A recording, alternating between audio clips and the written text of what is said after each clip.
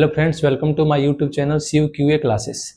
तो आज हम क्या करेंगे, आज हम क्लास 9th का जो नया बुक है गणित मंजरी, उसका एक्सरसाइज 2.1 क्या करेंगे, सॉल्व करेंगे। और चैप्टर का क्या नाम है, लीनियर पॉलिनोमियल। तो देखिए, हम इसमें के जो पहला क्वेश्चन है उसके माध्यम से हम लीनियर पॉलिनोमियल क्या करेंगे, समझेंगे और क्वेश्चन को सॉल्व करेंगे। तो देखिए, पहला जो क्वेश्चन दिया गया है, find the degree of the following polynomial, यानी कि यहाँ पे जो निम्नलिखित जो क्या दिया गया है, पॉलिनोमियल दिया गया, उसका हमको क्या करना है, डिग्री ज्ञात करना है। तो अब देखिए, डिग्री होता क्या है, सबसे पहले थोड़ा बहुत हम क्या जानेंगे, डिग्री क्या होता है।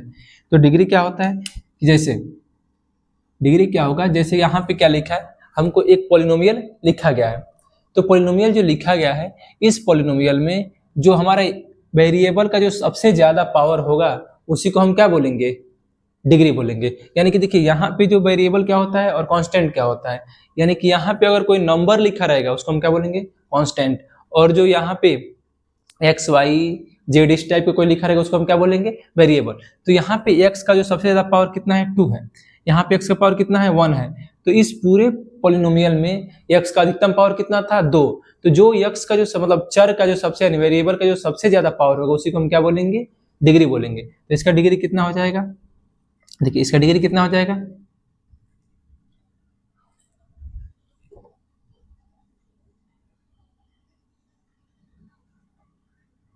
इसका डिग्री हो जाएगा आपका कितना, 2। अब जिसका डिग्री 2 होगा उसको हम क्या बोलेंगे, क्वाड्रेटिक पॉलिनोमियल। क्या बोलेंगे, quadratic polynomial, QUADRATIC, quadratic polynomial. अब अगला देखिए, अगला क्या है, यहाँ पे जो हमारा वेरिएबल क्या है, y है। तो वेरिएबल y है, तो इसका जो अधिकतम पावर है वो कितना है, 3 है। तो हमारा डिग्री कितना हो जाएगा, 3। डिग्री कितना हो जाएगा, 3। और जब डिग्री 3 होगा तो इसको हम कौन सा पॉलिनोमियल बोलेंगे, क्यूबिक पॉलिनोमियल। क्या बोलेंगे, क्यूबिक पॉलिनोमियल, क्यूबिक पॉलिनोमियल। अब देखिए, यहाँ पे जो हमारा अगला क्वेश्चन है, यहाँ पे क्या लिखा है, थर्ड में -9। अब हमको ये बताना इसका डिग्री कितना है। तो जैसे क्या होता है कि जब यहाँ पे -9 लिखा है, तो यहाँ पे तो हमको वेरिएबल दिख नहीं रहा है। तो यहाँ पे कुछ नहीं दिख रहा, तो यहाँ पे वेरिएबल क्या होता है, जैसे कि यहाँ पे वेरिएबल का पावर कितना होता है, 0। और किसी भी संख्या का पावर 0 हो तो उसका मान कितना होता है, 1।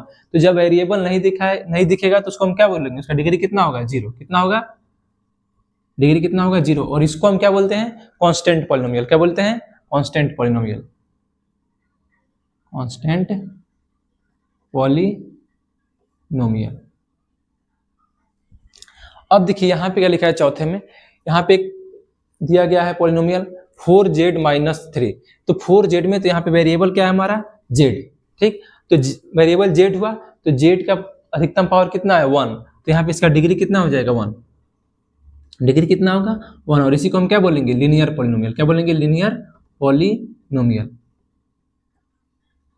तो यहाँ पे देखिए, जिसका डिग्री 2 होता है उसको क्या बोलते हैं, क्वाड्रेटिक पॉलिनोमियल। जिसका डिग्री 3 होगा उसको क्या बोलेंगे, क्यूबिक पॉलिनोमियल। जिसका डिग्री 0 होगा उसको क्या बोलेंगे, कांस्टेंट पॉलिनोमियल। और जिसका डिग्री 1 होगा उसको हम क्या बोलेंगे, लीनियर पॉलिनोमियल। अब देखिए, जो हमारा अगला क्वेश्चन है, right polynomials of degree 1, 2 and 3।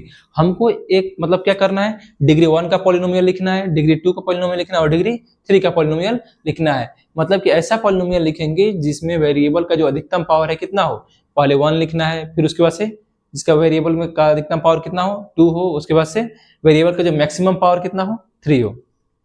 तो डिग्री 1 के लिए हम लिखेंगे क्या, फॉर डिग्री 1। डिग्री 1 के लिए क्या होगा, हम क्या लिख सकते हैं, 5x-2 हो गया। तो यहाँ पे वेरिएबल का जो अधिकतम पावर कितना है, 1 है। आप कुछ भी लिख सकते हैं, केवल यहाँ पे वेरिएबल का जो पावर कितना होना चाहिए, 1 होना चाहिए। अब दूसरा, अगर डिग्री 2 के लिए लिखे तो डिग्री 2 के लिए क्या हो जाएगा, डिग्री 2। इसके लिए अगर लिखेंगे तो यहाँ पे क्या हो जाएगा, मान के चलिए यहाँ पे लिख सकते हैं क्या, 7x² प्लस 5x-3। ऐसे हम लिख सकते हैं कुछ भी। अब अगला क्या होगा, डिग्री 3 के लिए। तो डिग्री 3 के लिए हम क्या लिख सकते हैं, x³ minus 4x plus 4x² plus 5x-7। ऐसे हम लिख देंगे तो क्या हो जाएगा, डिग्री 3 के लिए। समझ में आया, यानी इसमें क्या होना चाहिए, वेरिएबल का जो सबसे ज्यादा पावर होना चाहिए क्या होना चाहिए, 3 होना चाहिए। अब इसके बाद से अगला लिखा है what are the coefficient of x square and x cube in the polynomial x power 4 minus 3x cube plus 6x square minus 2x plus 7। यानी कि यह जो पॉलिनोमियल दिया गया है हमको क्या करना है, इसमें एक्स स्क्वायर और एक्स क्यूब का क्या बताना है, कोफिशिएंट बताना है। तो देखिए सबसे पहले हमको ये जानना है कोफिशिएंट होता क्या है। कोफिशिएंट क्या होता है, वेरिएबल, देखिए यहाँ पे जो वेरिएबल में है, वेरिएबल के साथ जिसका मल्टीप्लाई किया जाता है उसी को हम क्या बोलते हैं, कोफिशिएंट बोलते हैं। यानी कि देखिए यहाँ पे एक्स स्क्वायर का कोफिशिएंट पूछ रहा है, तो सबसे पहले इस पॉलिनोमियल में देखेंगे कि एक्स स्क्वायर है कहाँ। तो यहाँ पे एक्स स्क्वायर है और एक्स स्क्वायर में जितना से मल्टीप्लाई किया गया होगा क्या होगा, कोफिशिएंट होगा। तो एक्स स्क्वायर को जैसे यहाँ पे टर्म है, अब देखिए इसमें टर्म क्या होता है, ये सब क्या है, इसके टर्म, इस पॉलिनोमियल के क्या है, टर्म है। तो अगर कभी टर्म लिखना होगा तो हम क्या करेंगे, कॉमा कॉमा लगा के क्या कर देंगे, लिख देंगे। जहां पे प्लस और माइनस का सिंबल वहां पे क्या लगा देना है, कॉमा, और प्लस है तो प्लस भी लिखना है और माइनस है तो माइनस भी लिखना है, तो हो गया टर्म। अब देखिए यहाँ पे हमको एक्स स्क्वायर का क्या लिखना है, कोफिशिएंट। तो लिखेंगे क्या, कोफिशिएंट ऑफ एक्स स्क्वायर, क्या लिखेंगे, coefficient of x square equal to क्या इज। अब देखिए यहाँ पे एक्स स्क्वायर में कितना से मल्टीप्लाई किया गया है, 6 से, तो यहाँ पे हमारा क्या हो जाएगा, +6। अगर मान के चलिए माइनस में होता तो माइनस का लिखते, प्लस में है तो प्लस का लिखेंगे। अब इस पे क्या लिखना है हमको, कोफिशिएंट ऑफ एक्स क्यूब, तो क्या लिखेंगे यहाँ पे, coefficient of x cube is. अब देखिए एक्स क्यूब में कितना से मल्टीप्लाई किया गया है, -3, तो कोफिशिएंट इसे कितना हो जाएगा, -3। अब देखिए अगला क्वेश्चन हम क्या करेंगे, सॉल्व करेंगे।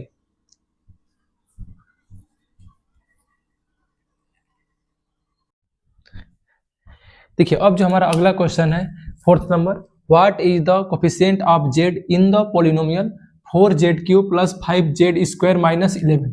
यानी हमको इसमें किसका कोफिशिएंट, जेड का कोफिशिएंट क्या करना है, बताना है। तो इसमें जेड का कोफिशिएंट हम कैसे बताएंगे, देखिए तो यहाँ पे तो इसमें कहीं जेड तो दिख नहीं रहा है, यहाँ पे देखिए इसका वेरिएबल में z³ है, यहाँ पे जेड स्क्वायर है और इसमें जेड तो कहीं है नहीं। तो जो चीज इसमें नहीं दिखाई देगा उसका कोफिशिएंट क्या हो जाएगा, 0।